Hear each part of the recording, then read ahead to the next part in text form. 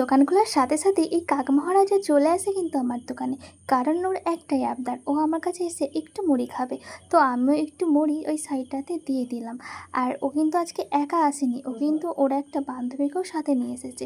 তো আমি এখানে দাঁড়িয়ে আছি বলে ও কিন্তু এখানটায় ভয় আসতে পারছে না, ভাবছে হয়তো আমি তাড়িয়ে দেবো বা মারবো। বাট আমি কিন্তু তা কিছুই করবো না।